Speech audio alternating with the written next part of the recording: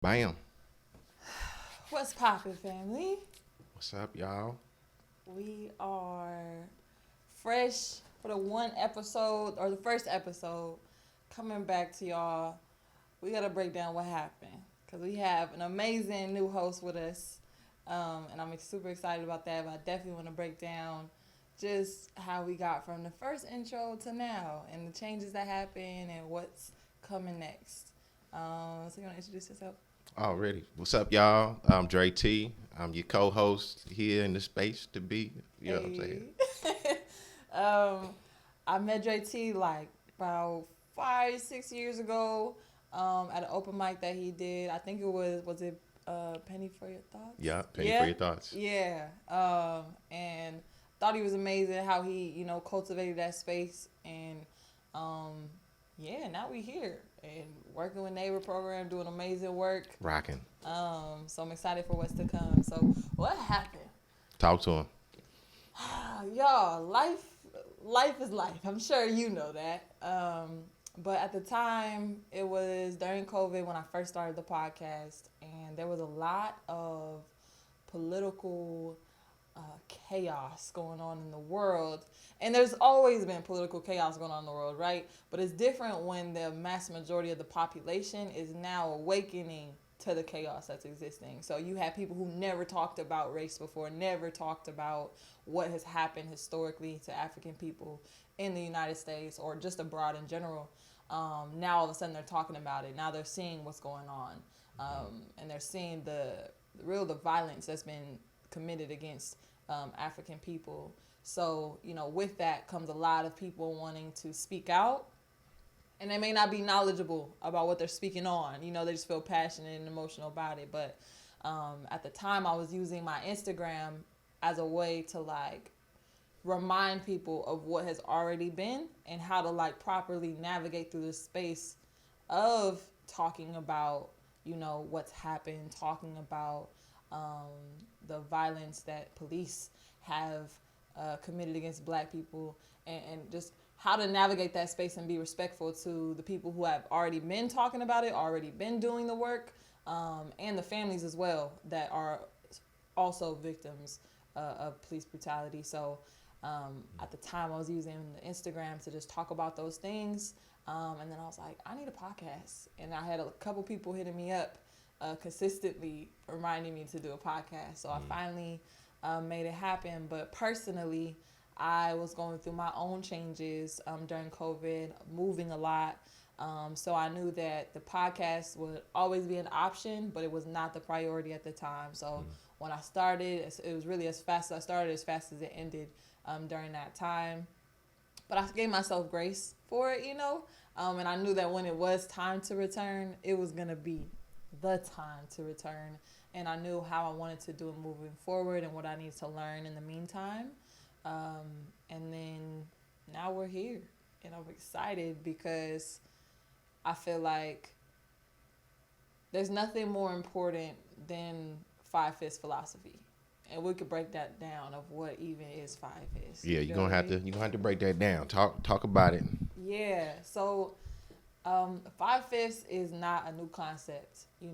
Our ancestors were talking about how they were a full human being at the time that they were being dehumanized. You know what I mean? Constantly having to declare that as an affirmation because it was constantly denied. So this isn't new, and I don't take ownership of that way of thinking at all. But at a time, right, in the United States, it was in the law that we were only worth 3/5 of a human. And it wasn't to give us really any rights. It was more so to appeal to their necessity for having a larger population in the South, and that was the conflict that they were trying to decipher of how were they going to count enslaved African people into their society when they didn't look at them as people in the first place. So Yep. they decided, you know what, we'll just count them as 3/5 of a human. So Because they was outnumbered. outnumbered. Still is. Exactly, throughout the world. And we're still labeled a minority, right? Which is crazy. So Fivefifths is really the embodiment of restoring wholeness to ourselves, restoring wholeness to our ancestors, and living in that truth to our full capacity. I believe it is our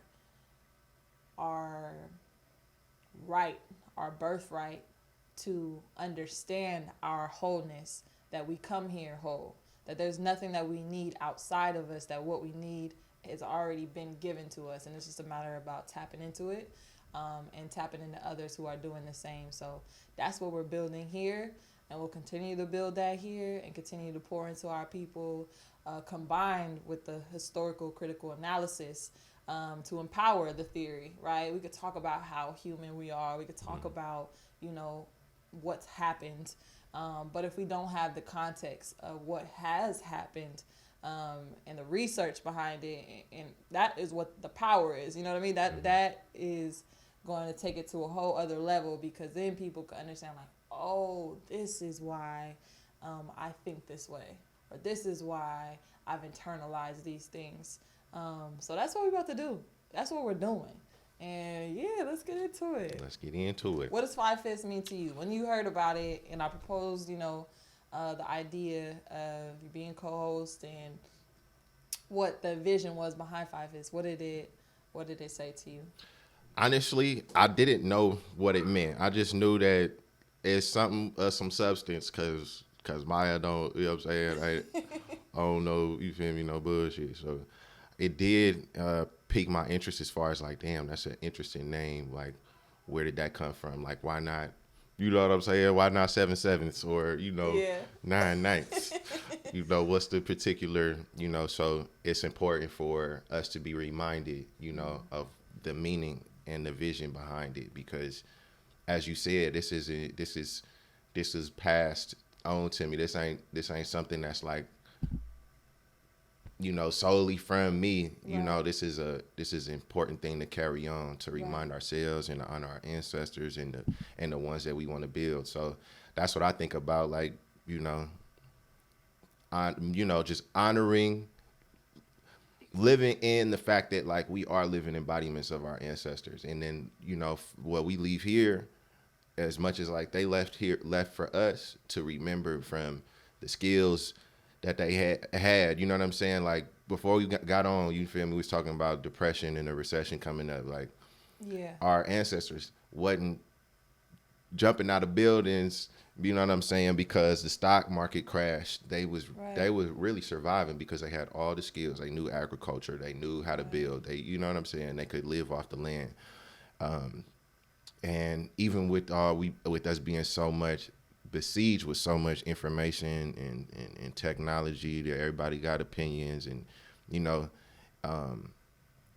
it's easy to get distracted by that in terms of, like, giving our energy, you know what I'm saying, or consuming so much information, as opposed to like equally, if not more dominantly, creating more value or contributing, you know what I'm saying, to it. I heard something before of, like, it's easy to destroy, but it's a much different conversation. It's a much different kind of effort to actually build something. Like, we could spend our whole life explaining what has happened, but we would spend our whole life deciding to not build instead of just explaining what's happened. Like, we would take our energy and put it elsewhere when we could still empower ourselves based on what has happened, but use most of our energy to talk about, okay, well, what is going to be our strategy? What is going to be our solutions? There's many problems that we could focus on, right? And we will, because in order to solve any problem, you have to know that it first exists. But knowing that it exists does not mean to dwell on it, or it does not mean to become it. And there's a fine balance, like, it's a real fine line between that, of the overconsumption of the violence, of the damage that's been done, can really turn your heart cold if you are not careful. You know what I mean? Oh, yeah. So we talk a lot about the importance of keeping your heart and making sure you're preserving that, because even going into, and we're going off a little bit, but even going into just ancient civilizations, and if you bring up Kemet, right, the heart itself was something that they would weigh at the end of the life to decide if you were going to be going, here or there. And they would weigh it against the feather, right?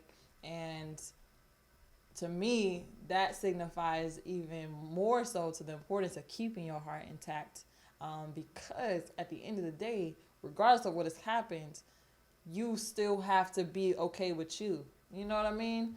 So let's get into the importance of having spaces like this, but also just collaborating. Word. Before we go any little further, can you just do me a favor? Just shift the mic up like towards you. Like this? Yeah, perfect. Okay. Hopefully it didn't sound bad. You good. It's good. You know what I'm saying? Y'all write in the comments. Let Maya know she was heard. You feel me? In the first 5 minutes, just right. It's gonna be even more clear. Just right. Yeah. But yeah, the importance of having spaces like this, the importance of collaborating, because we live in an egotistical society, I would say, and I feel like that individualism is birthed out of European philosophy. Combined with capitalism and all of these things, right, that are the driving force of how people act. So let's get into like the importance of collaborating. What has been your experience with that, the good and the bad that comes with that? You see, I have to think about, when I think about collaboration, it reminds me of like schooling, like being in school. They used to tell us, like, study by yourself, like this is your test, and you know what I'm saying? Like, and don't. Did they ever give you the folders for the test? Yeah. Yeah. Yeah, like, yeah. Don't cheat. Yeah. Make sure nobody can see what you do. Yeah. But like outside of schools, like, yeah, that's collaboration, but while we were in that shit, like, they told us that's cheating. You know what I'm saying? Like, working together, like, that's bad. Like, don't do that. You know what I'm saying? That's deep, actually. I've never thought about that. That is very true. School has definitely been a source of programming, but in that way specifically, I didn't even think about that. Yeah. So as I think of like because I was not a good kid in school. I just didn't get caught as much. So I'm gonna just be real with you. In high school, that's where I just figured it out as far as like I can learn I can make music. Like I would literally just go to school to eat, go to the piano lab during lunch, and honestly, I would skip school to just work on music. Yeah. And I would leave school after lunch. And as my friends and shit like that, they started to see, oh, Dre got a studio, are you making beats? Like, and I'm like, yeah, come on. You know what I'm saying? Right. Like, and mind you, I'm in a school where in the neighborhood I didn't like grow up in, like as a youth, like everybody else. Like I didn't come up from kindergarten up to high school out in this area. So that's how I built community. That's how I built, that's how the collaboration came about. Just working with folks that wanted to hear their voice on the microphone, you feel me, behind the record for the first time. They weren't like super on some high maintenance shit like, oh, Dre, you got some headphones with a mic attached. I can't fuck with you. You know what I'm saying? Like, they weren't like that. That was like, yeah, that's tight. You feel me? You making it work. That shit, you making this shit sound like some shit. I thought you had a goddamn, That's so it. Collaboration is imperative. It's it reminds us that we're not alone in it. Many hands make light work. We get a lot done quicker. That's like the way of our I'm over here talking about mic positions. Got focus. We talk about the ways of our ancestors, like collaboration is. Like, that's the way. Think about the griots, the tradition of what a griot is. When they would travel, they would go from tribe to tribe, or community to community, and they would sing that same song. They would teach that same lesson to let folks know, like, this is who I am. These are my people. These are our values and morals. This is how I could help, you know, just how I would love to help your community because they poured that into me.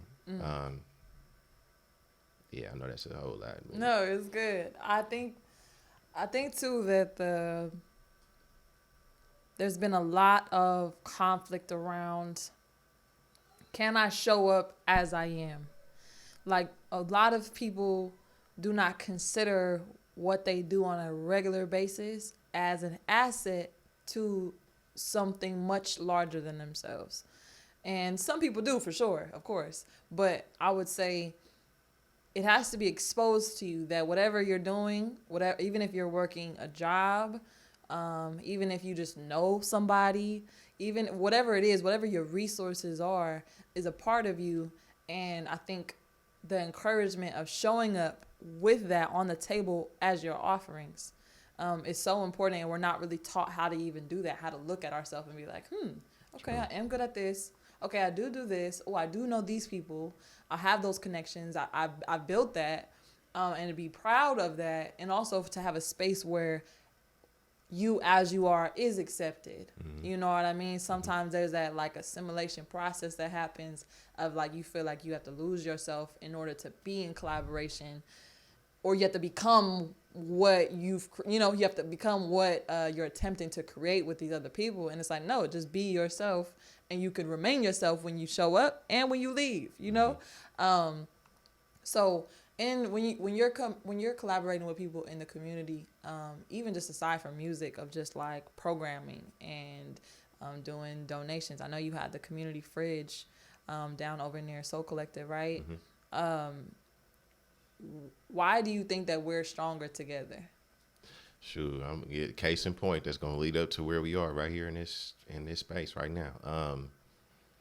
So during the pandemic, I was inspired by like cities like Oakland, New Orleans, Los Angeles to establish a community fridge. Now I have known about food deserts, and though there was a few gardens around. I just wanted to do something about it. I didn't have a whole bunch of land, and I just really wanted a community fridge in Oak Park, because at the time they shut down the grocery store, the only grocery store that the people could get to as far as like fresh foods and things of that nature. So during the whole pandemic, really, Oak Park was without access to some fresh, healthy foods. So I just did what I felt that I could do to make it happen. I went to, a few places, several places in the Oak Park area.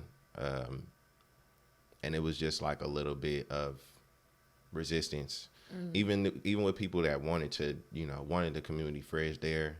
There were just like, business associations and neighborhood associations that were like, I don't know. Yeah. But when I had spoke to Miss Barbara over at the Brick House about it, she was like, yo, that's beautiful. I know somebody that's doing work that you should link up with, because you doing that. Right. You got free food established and people donating. They, just stopping by, filling the fridge up, or people, taking what they need. You need to get with Jordan. Because Jordan he's providing food, he's doing distro and helping the unhoused, and about the people, you feel, just Panther work, just like your grandma, you know what I'm saying? So tap in with him.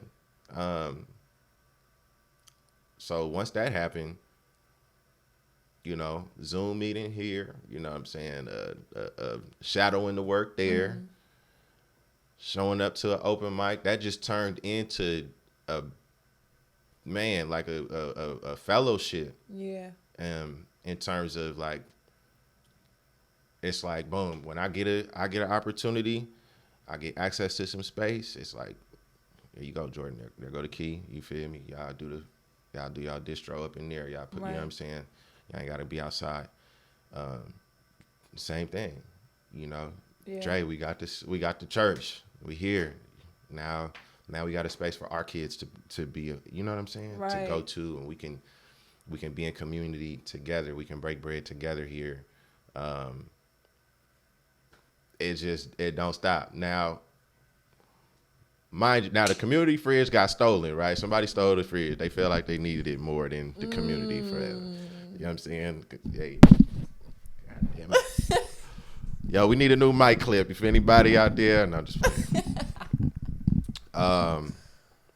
Okay. But now here we are in Oak Park, across the street from a church that my great grandmother raised 3 generations in this city, in a neighborhood where I wanted a community fridge. And now I had a second one that needed a space that was just, sitting in the garage.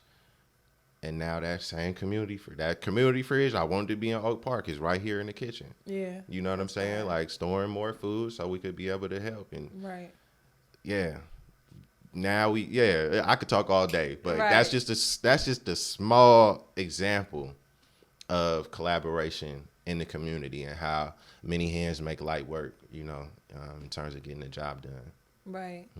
And you know what? And being an observation of people who have good intentions, but they have this fear of like, if I'm in collaboration, then maybe my idea is going to be taken from me, or maybe somebody, isn't going to be, like they're not going to keep their integrity, or they're going to try to play me, or all these things that come up that stop people from wanting to collaborate of possible drama or whatever. And then people go into these isolation modes of only wanting to do it themselves. But like what I've been learning, even with myself, of like, even if I feel like I work strong by myself, but also work strong with a team. To me, having both of those qualities is super important to getting anything done. But what I've noticed is that when people don't have great examples of what collaboration is able to do, aside from an individual, like we know individuals get work done, right? We know that you were doing what you were doing before that interaction, but and same with Jordan. But then it's like, okay, you have 2 powerful individuals come together. Now you have something even more abundant, and it's like the most selfless thing to do, because of the fact you can have impact by yourself, but now you have even more of an impact when you are in collaboration with somebody else. And it takes that ego out of, it doesn't take the ego out the picture, but it checks the ego and makes sure it's not running things. Like, I want to talk about ego trips and how that has been really an illness in our community. And it's to me, it's a human thing. So for all people, but in our community specifically, how ego has been a disruptor in collaboration, and then how we can heal from that, how we can move forward from that. But how do you check your ego? How do I check my ego? I mean, really, my mama is a great ego checker. You know what I'm saying? I love that. I love my mama, you feel me? Because she, for example, she one of those people that'll she'll give you the truth, whether you feel me, whether it make you feel good or not. This is the truth. She ain't sugarcoating nothing. So like, and also my kids too. You know what I'm saying? Like, they definitely remind me, like, yo, this ain't about you. You feel me? Like, yo, you got 2 other, you know what I'm saying, life forms to be responsible of, you know what I'm saying? Right. So everything else comes second, including your ego, you know what I'm saying? Because the ego wants, the ego never needs. The ego is, you feel me, it's gonna make you feel like you need that want, but I need these children. You know what I'm saying? Right. I need that generational charge, that it's something in my DNA, you feel me, when my mother can be able to check me, you know what I'm saying? Right. And I can listen to receive, Yeah. not to react.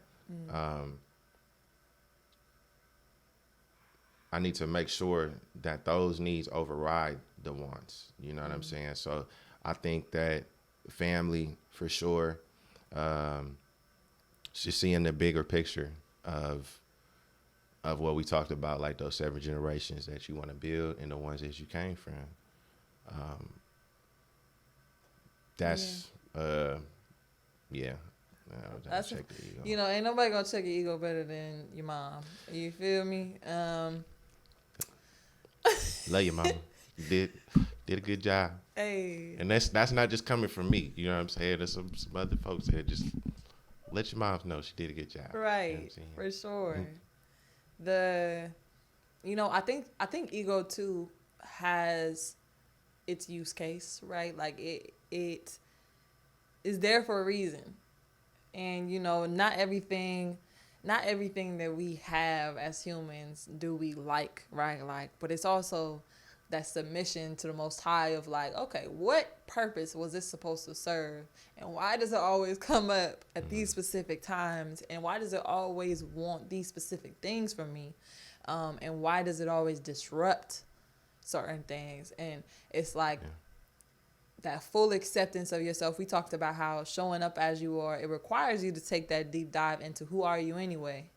I think there's something to be said about that journey of wanting to take an evaluation of yourself and an evaluation of your offerings and decide, is that good enough? Not for an organization, not for some other purpose or project, but is that good enough for you? Of like, when you look in the mirror, do you like who you are, how you show up, how you spend your time, what you've acquired over time to even have an offering in the first place?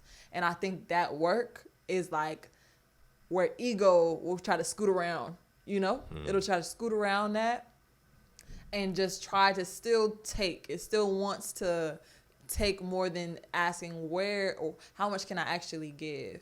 And personally, it's just a law of nature to understand that principle. You have to give more than you take. And in order to give, again, you have to have that evaluation of what do I even have to give. The importance of collaboration to me is so powerful because I think when we look at our ancestors who were, completely taken from us, if we look at Malcolm X, for example, and towards the ending of his life, of that isolation period that he was put in, to where he was solo on his journey. And spiritually, I believe that comes from a totally different place too. But just in the sense of what happens when you're in isolation. How vulnerable are you when you do not have a team, when you do not have the protection of the vision, of the work, of just what it is you're doing? And that's really what we wanted to talk about with y'all, is like that ego has to be checked. And if you don't have, an amazing mama to do that for you, you got to be the person to be able to identify when your ego is tripping. Because the damage that comes from that is crazy. Man, listen, and I'm gonna just say, like, for those of us who are fortunate to have someone in your life, you know what I'm saying, to remind you who you are, like, pay attention to this next part, because you know what I'm saying, like, it's not gonna be there forever. You know what I'm saying? You just don't want to end up like a Kanye. You know what I'm saying? Because like his mom is a great spirit, and I say is like, as that's something that we as people, we need to celebrate life a little bit more. You know what I'm saying? Like, even what we consider death, like, as a celebration of it. You know what I'm saying? Because I think if we appreciate what we have here now more, then we wouldn't be holding, that energy that denses, that makes our heart so dense. Yeah. You know what I'm saying? That won't, you know what I'm saying? Put it on that scale in my eye. You know what I'm talking about? And you still hurt. Yeah. Yeah. I'm like, wait, what we drop? It's over. So, yeah. What do you mean by Kanye? What do you mean by not becoming a Kanye? What about Kanye is worrisome? in your eyes? Because I think we may have different opinions on this one. Okay. I think, all right, so, billionaire, fashion, exec, all that stuff, right? After his mother passed, you know what I'm saying? Like, Kanye was storming in a space where everybody thought he was performing. He was really going through a storm. I was at the Golden One concert when he was in Sac talking about like don't send them shooters at my head and shit like that. Yeah, I felt for him. You know what I'm saying? Like being in that arena and hearing all these white folks talking about like shut up, sing. You know what I'm saying? Like you could just tell that man was just storming. He was hurting. Yeah. And when you your whole life have been like trying to get to a place where you finally have got where you wanted to get, but now you don't have, you know what I'm saying? You don't have it the way that you envisioned it. Right. Now, granted, yeah, he told us he gonna be a fashion exec and all that shit, but your internal, you know what I'm saying? Yeah. There was a war going on. Yeah, which is it's a teaching lesson for all of us, right? Because you could be a billionaire and you still got baby mama drama. You know what I'm saying? That's... Like like family, household shit. That shit is inescapable. It don't matter whether you just living on $1 a day or you got the most resources. You know what I mean? That was important. Like, because his mother was. You look at that documentary, his mother was just a gentle soul. You know, she was his biggest fan. Like, she knew lyrics that he couldn't even... He got... My bad, y'all. Get some tape on this mic. Right. That he couldn't even remember, you know? You know, there was... Her energy was absolutely beautiful. Yeah, that moment when she told him, like, the giant looks in the mirror and sees nothing. Like... Only someone who is of you can tell you that. Yeah. You know what I'm saying? Can't nobody tell Kanye nothing now. Maybe his kids. Right. You know what I'm saying? They might be the only ones that could really like check his ego now. Right. But they kids. Like, you know what I'm saying? Like, I'm not trying to raise you, Kanye. You know what I mean? Right. So yeah, that's why I just say like appreciate what you have and really like really do everything you can not to just process it and just, let, because that's my rock. It's going to be there because it won't. You know what I'm saying? Not in this form. You feel me? This got to go. You know what I'm saying? This will be forever, but yeah.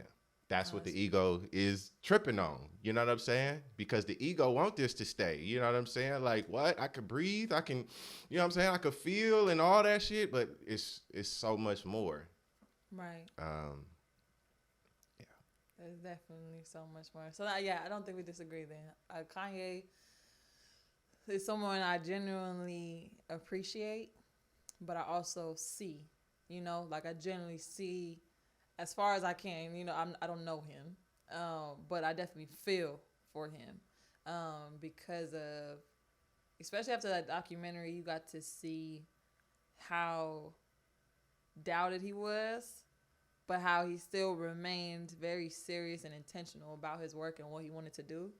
And having someone like his mother in his corner, I think, was a catalyst for remaining in that space, regardless of what other people were talking about, saying you weren't capable or you should just stay producing or whatever. But I definitely see what you're saying of how that ego, when left unchecked, will have you in an internal storm that can nobody else get you out of.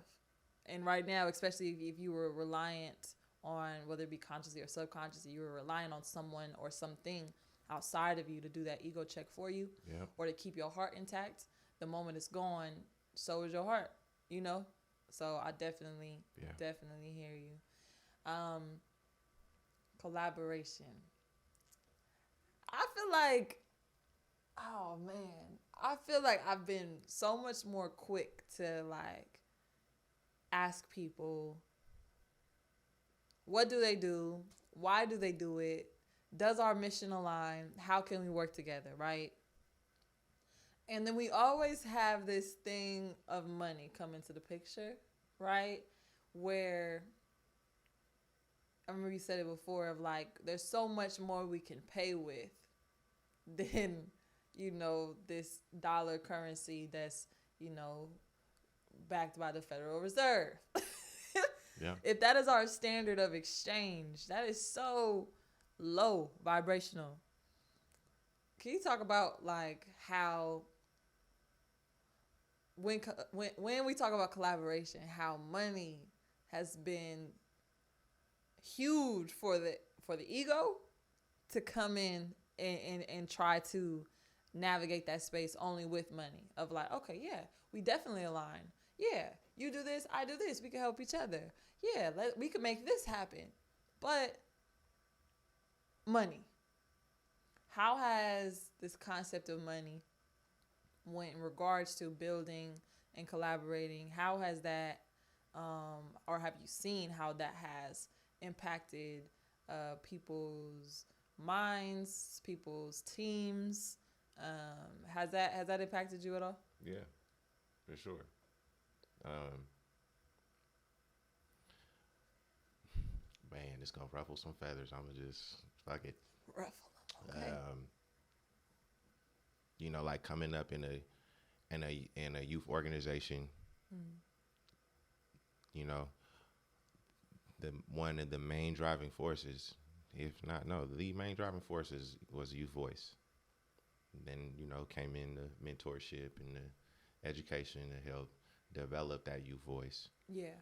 But it was because of the youth voice that this organization came about, right? There was a young person that was like, why does LA and San Francisco get to have youth slams and MC Olympics, but we're the capital of Cali, the fifth largest economy in the world, and we ain't got shit like that. You know what I'm saying?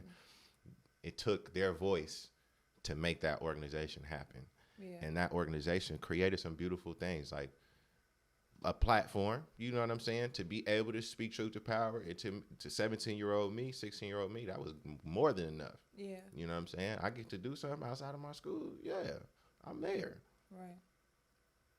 And on the back end, all of that, all those young people that were coming together, which again, beautiful. I have some of the most amazing friends because of this, right? I wouldn't have known them if it wasn't for this organization to bring all these young people from all over SAC into a creative space to where like now we can do whatever we want. But on the back end, like all of that creative energy was being transformed into money. Yeah. That we didn't know was coming. We didn't have a say or a conversation about like how that was going to be developed. Yeah. It just got here, and then they said, "Look, we got $1 million for the next 3 years, and then, we gonna do what we do with it." You know what I'm saying? Like, Right. even though this organization wouldn't have happened if it wasn't for youth voice, you know what I'm saying? Yeah. Like, we came and listened to you as far as like what you want, poetry slams and workshops and shit like that. But we're gonna do this program, which has its pros and cons. I had my first job because of it, right? So again, little 17-year-old, 18-year-old me, like I'm happy, I'm satisfied. Like I got a nice paying job. I'm working for UC Davis. You know what I'm saying? Yeah. Like I'm getting to go back into schools I got kicked out of type shit. But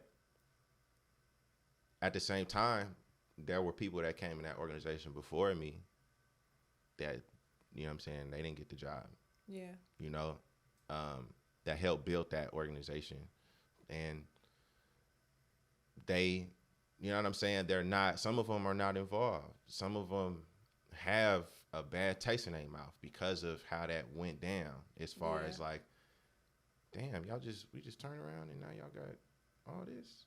You know what I'm saying? Like, we weren't even, we wanted to compete. And now that y'all, you know what I'm saying, it was a whole lot. But just to say the least, like, youth voice, city came together, just beautiful. We traveling, you know, and then the $1 million come in, and boom, we're gonna train. We're gonna train. There was this one part of the project that it just didn't work, and we pretty much were like training white women who are teachers, in some of the most notorious schools like Grant, Sac High, and shit like that, right? So when I say we, these are people that are actually from the community, Yeah. right? Folks that grew up that got kids in the Heights and the South and all these areas, right? Right. And we trying to show these white women, this is what you're missing. This is the seasoning y'all need, and this, that, and the other. It didn't work. You know what I'm saying? What was the pushback on that? The pushback was like the white teachers, they couldn't handle it. You know what I'm saying? Like there was parts where I remember there was one session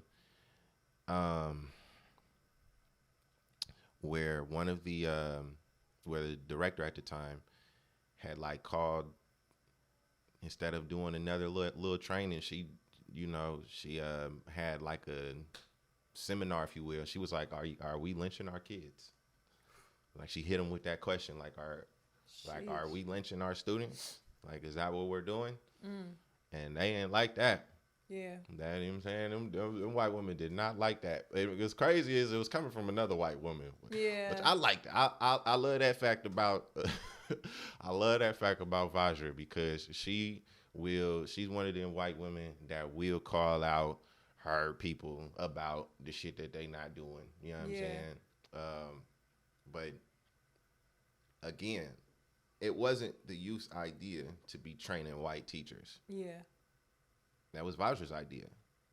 Yeah. And whoever else was at the table when it came to getting that $1 million grant, right? The intention might have been well, but we weren't included in how that was going to go down. We just had a little piece of the pie. We got hours, we got paid to train these teachers. But if we had a little bit more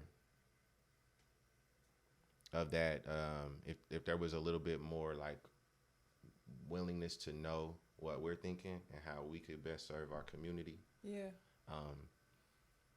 I think that $1 million could have been 10 in the next year. Right.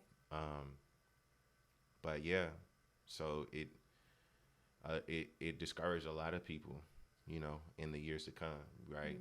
In terms of something that was like organically beautiful, it just rubbed a lot of people the wrong way. Yeah. That are like either alumni or they were just former students of it. It just is what it is. Like, I'm Sayers for life. Like I love Patrice, I love Vajra, Coco, everybody that came in through the Coon, you know what I'm saying? Yeah. Everybody.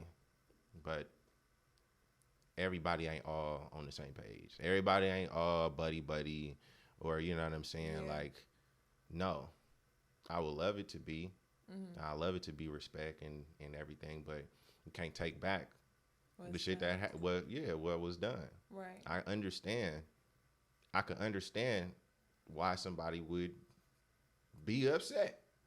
That especially if they help bring $1 million up in this motherfucker, they ain't getting not one. Right. Do you feel like, so that's what I want to get into too, is like, do you feel as though there was equal advocacy of, okay, I'm advocating for myself and what I need from this, but also they're advocating on what they need from this? Do you feel like that conversation was had? Because I feel like that's normally... Nope. Because a lot of times, like, especially us as artists, we don't know what we want. Yeah. Like, we think we do, but when shit, start coming up, and then and another thing, it's like, we as artists, we can believe that we the shit, that we the world's whatever, God gift to earth. Ego. But if you're not doing any work to show, like... Yeah. Like, if you're not investing in yourself, like, if you just sharp on the pen, that's cool. You right. invest in your time in your pen, but, like, right. what else are you doing? Yeah. You know what I'm saying? And there's a lot more that's going to be needed in order to take you to the next level. Yeah. I mean, because at the end of the day, when it comes to like art, music, poetry, just alone, it's very hard to survive that way because you like us as artists, we survive off of jersey sales. Like if you look at it like as a game, whoever is the most talented player, that indicates who is popular. Yeah. That's who people love.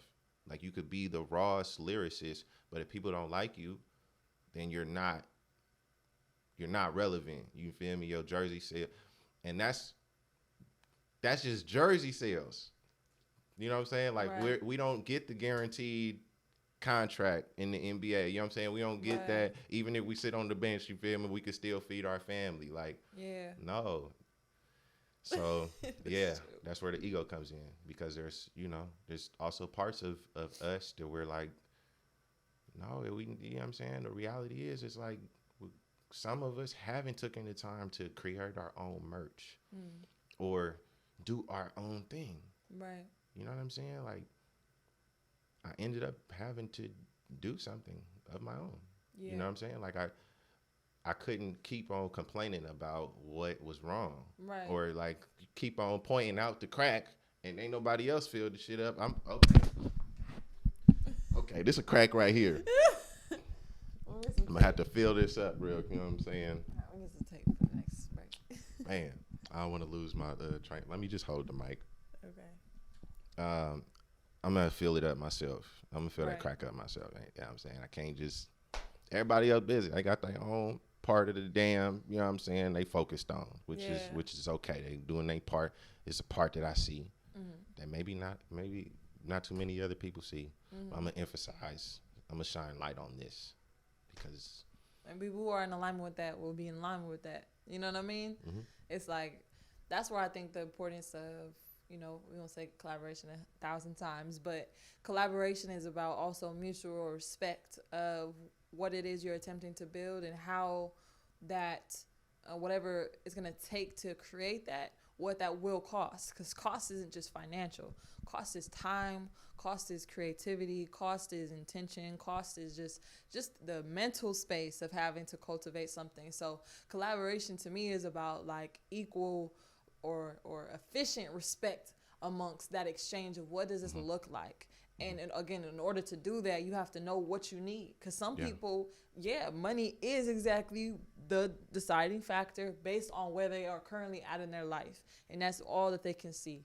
And if that's not what, that's not where you're at and that's not what you can exchange, it's respectful to say, you know what, I can't offer you that. This is what I can offer you. If you don't want that, it's okay. You know what I mean? Go get it how you can. Yeah. And that be just the process. But I think even having that exchange alone, people don't want to be honest about that. Honest about, money is the deciding factor. Sometimes money is the deciding factor because of ego. Some of it is it's the deciding factor because of necessity. You know what I mean? I can't trade off my time without having a pay for it because I just can't do it. But then you have where it's like, nah, my art is worth this much. And it's like, I hear you. But sometimes the value of the collaboration exceeds what you think initially because ego is running the show, And I think to be able to properly advocate for yourself and do that evaluation of, okay, what do I have? What do I need? Is this the perfect opportunity for us to both help each other get to the top? Because when I talk to my friends about, I'm going to the mountaintop. That's where I'm headed. My GPS says this. That's where I'm going. Are you going there?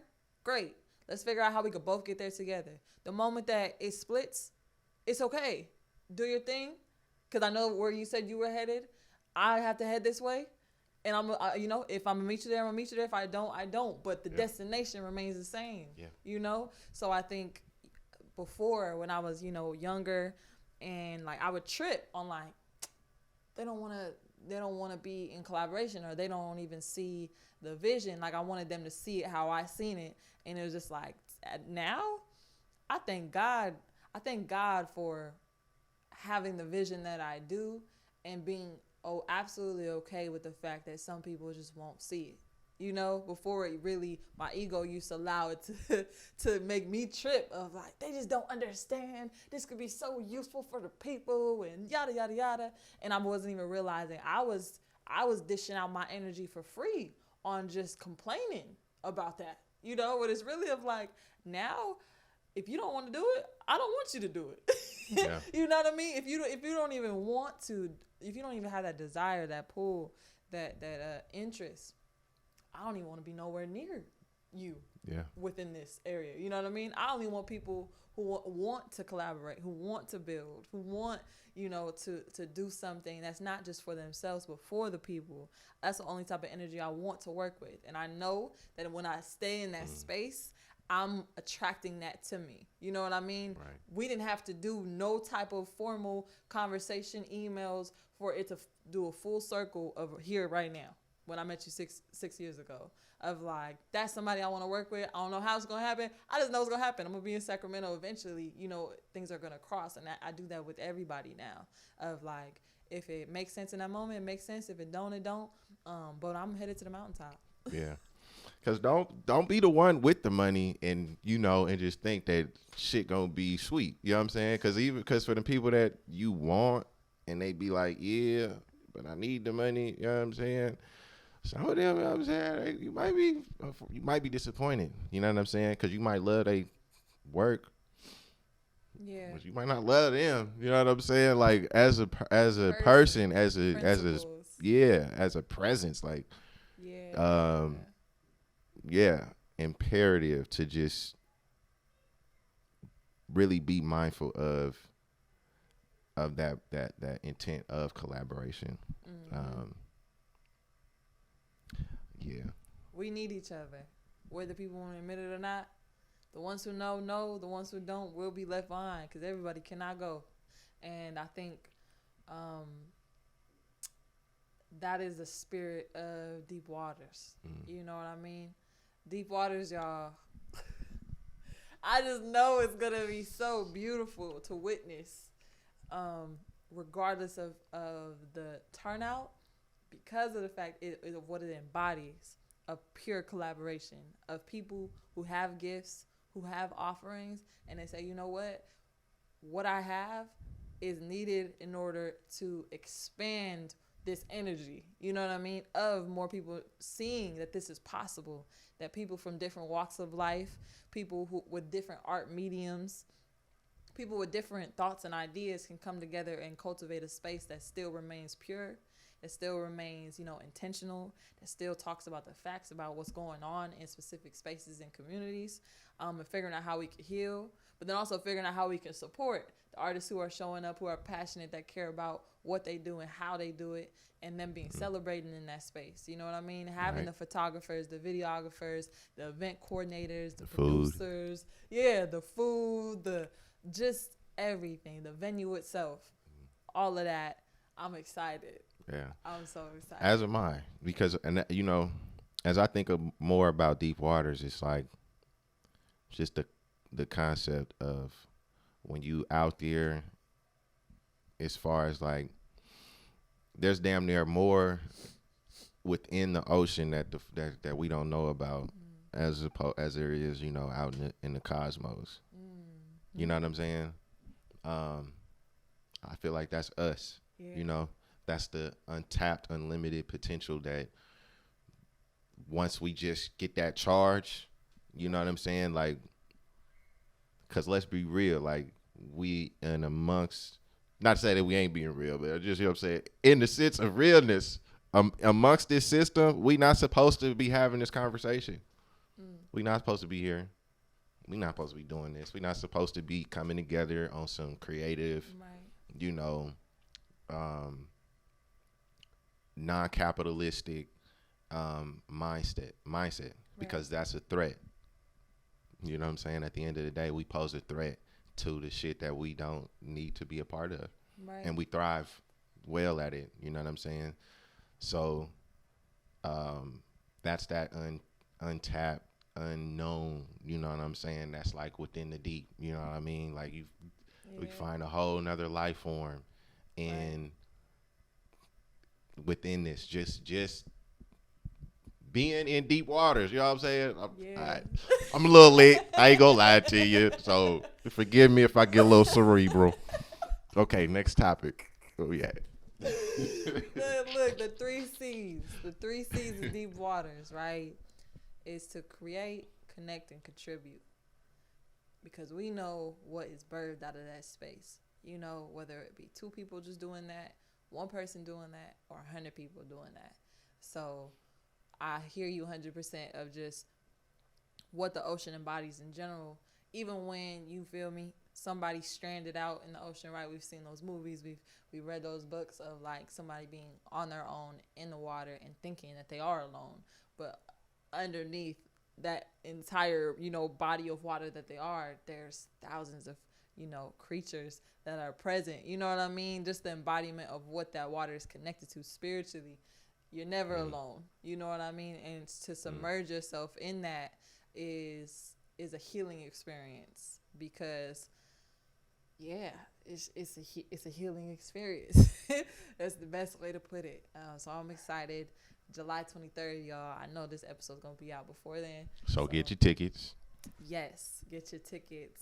And I think we said it all that need to be said about collaboration. Let's get into neighbor program news. Already, neighbor program news. We got a lot of dope work to talk about. So I already told y'all a little bit about Jordan and the work that he had been doing when I was working with the community fridge. Right. But this man among a tribe, a collective community of amazing people that's just in solidarity, in service. We're gonna talk about just a piece of what's been happening this past month. But yeah. And what is neighbor program? Neighbor program is committed to the people, service of the people. It's a Pan-African organization. I don't know why I'm looking at Maya like she don't know. This for y'all. Pan-African organization that's just honoring the legacy of the Panthers, like for real, in terms of food distribution, community learning, you name it. We got a safe haven for the creators to come and put together content. We here right now, live at the Shakur Center, which is the home of the To Be a Malcolm X Academy. We are working on homeschool, private schooling for our children and your children. If you know what I'm saying, you done with the public school system and all that bullshit. Right. You know what I'm saying? Come to death row. No, I'm just playing. This is a neighbor program for real. We just really are. We doing everything that we supposed to. I would just say that, health clinics, garden. So from the front of black men, black women, black children being victims within, the medical system here in the United States and abroad. Now here at Neighbor Program, we're figuring out how we can provide resources that are free to the people that actually care about the well-being of the people. So there's the Dr. Matulu Shakur Health Clinic, from the, being victims of the law, you know what I mean, and the criminal justice system, and how they make a profit off of putting our people in cages, you know what I mean? So now we have the legal clinic where we're working with figuring out how to get certain things expunged off of people's records. So there's people who are, working on becoming lawyers and attorneys and things like that who are offering their services. You talked about the community garden. Community garden. This again, where as I was talking about the food desert. Now we have community fridge, and we have a source to where we can just enjoy some food just straight from the soil. Right. You know what I'm saying? It ain't coming from no shipping container or whatever. We can actually be able to tell our people we grew this. Right. You know what I'm saying? That's it. With love. I think that even having all of those different, sectors a part of Neighbor Program, the physical space, imagine just what is that gonna mean for the babies that are being educated in this space, of knowing they have access to, health services. They have access to food. They have access to, legal services, all these different things. But also they're learning about how to grow their food. They're learning about the legal system. They're learning about, the medical field. Right. All of those things are going to be incredibly powerful for any child, but specifically Black children, to have that we didn't grow up having based on the systems that we were put into.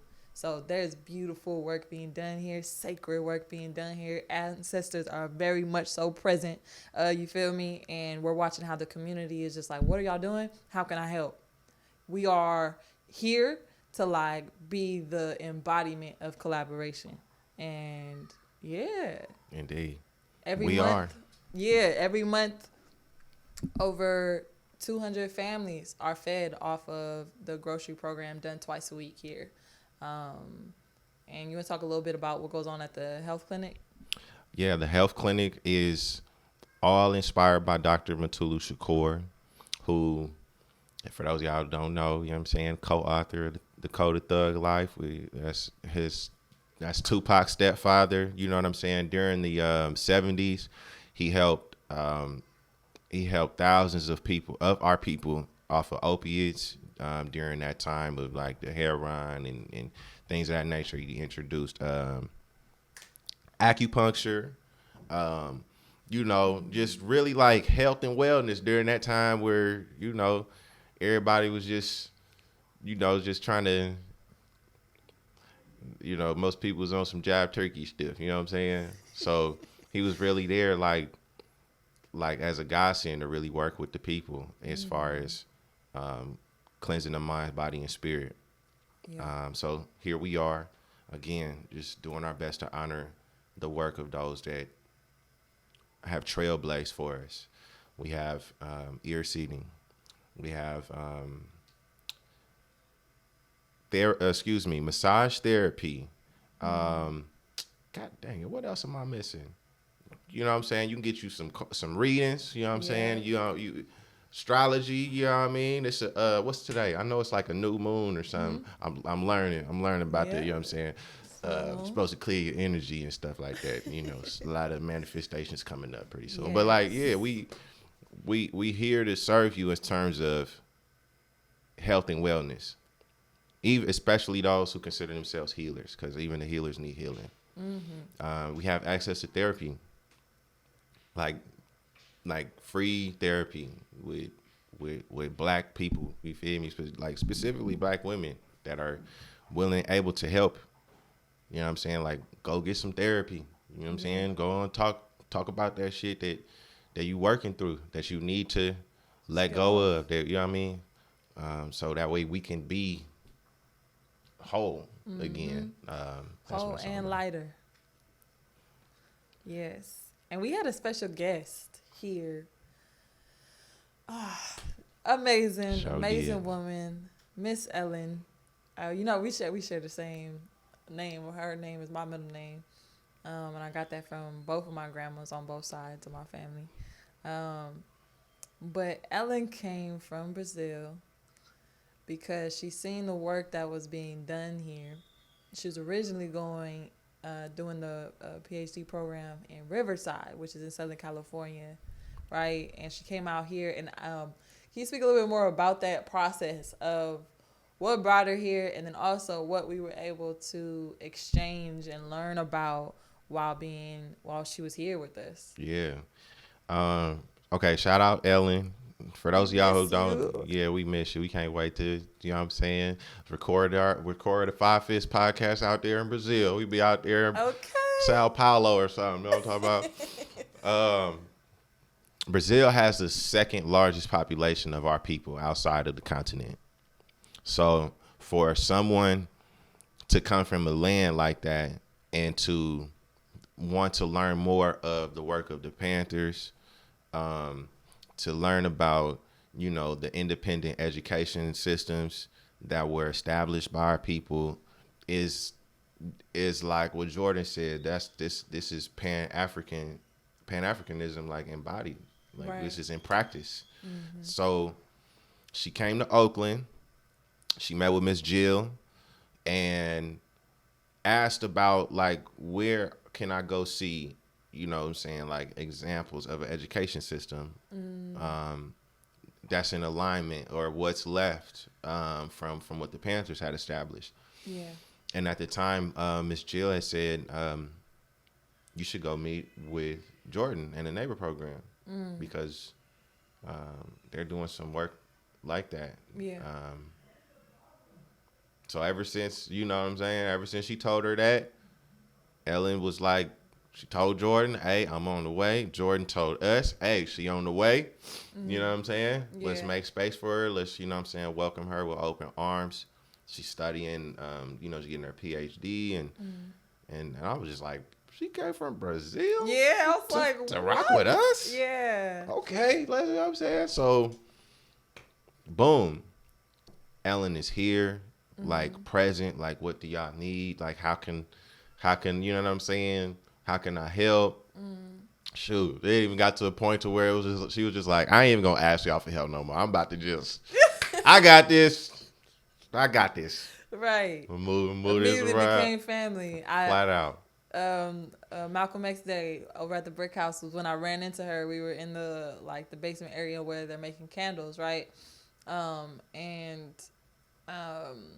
Somebody had introduced me to her, and she, broke down what she was doing. She mentioned she was only here for a couple of days, and then we just were talking, and then I'm like, we definitely need to talk more about what you're doing, like what you're studying, because that's crazy. And then she decided she was gonna stay longer, so she ended up staying way longer, and she was so happy about what she got to witness here in Sacramento. Because she said it was not like that in Riverside. So she was just like, at first she was just like, this is what it's like? Can't be. So then she, she met the team and was like, I'm all in. Let me figure out how we could build, learn from each other, work together, and then continue that. So we definitely got to go to Brazil. For real. Already? Yeah. So that's it. Shout out Miss Ellen and Jordan and everybody in collaboration with all of the work that we doing. Yes. This is Fivefifths. This is Fivefifths, the podcast. And we out. We out.